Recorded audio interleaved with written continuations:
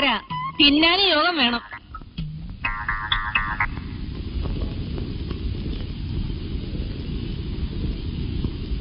നീ ഉറങ്ങിയോടി?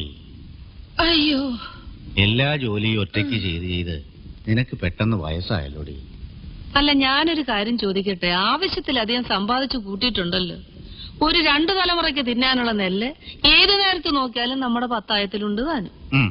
ഇനിയെങ്കിലും മക്കളെ അവരവരുടെ ഇഷ്ടത്തിന് വിട്ട് ജീവിക്കാൻ അനുവദിച്ചുകൂടെ?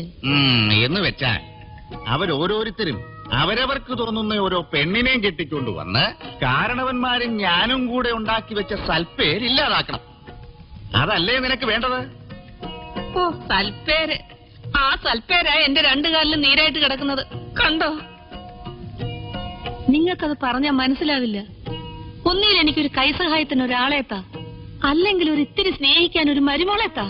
ഇത് രണ്ടിനും കഴിയില്ലെങ്കിൽ നിങ്ങളെ ഒരു തന്തയായിട്ടും മക്കളെന്ന് പറയുന്ന ആ കോന്തന്മാരെ മക്കളായിട്ടും കണ്ടിട്ട് എനിക്ക് എന്താ കാര്യം? എന്നെ ധിക്കരിക്കുന്നത് നിനക്കൊരു ശീലമാ. അത് ഞാൻ കാര്യമാക്കാറില്ല.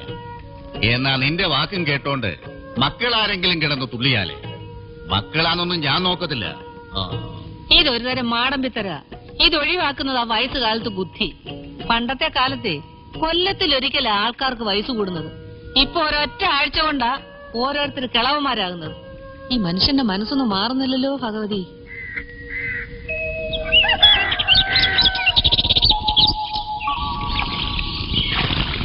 മനുഷ്യനായാലേ കുറച്ച് മര്യാദയൊക്കെ വേണം. അമ്മാവനാണെന്ന് വെച്ച് ചെറ്റത്തരം കാണിക്കരുത്. 2 ദിവസമായില്ലേ എനിക്ക് വന്നൊരു കവർ പോസ്റ്റ്മാൻ നിങ്ങളെ ഏൽപ്പിച്ചിട്ട്? അത് നിങ്ങൾ എനിക്ക് തന്നോ? എന്തായാലും എപ്പോ? മിനിയാന്ന് ചന്തക്കാരി വിലാസിനിയുടെ വീട്ടിൽ വെച്ച് അമ്മാവനെ കണ്ടപ്പം കത്ത് കയ്യോട് അമ്മാവനെ ഏൽപ്പിച്ചു എന്നാണല്ലോ പോസ്റ്റ്മാൻ കാതർകൂട്ടി എന്നോട് പറഞ്ഞത്. അമ്മാവൻ എന്തിനാ ചന്തക്കാരി വിലാസിനിയുടെ വീട്ടിൽ പോയത്?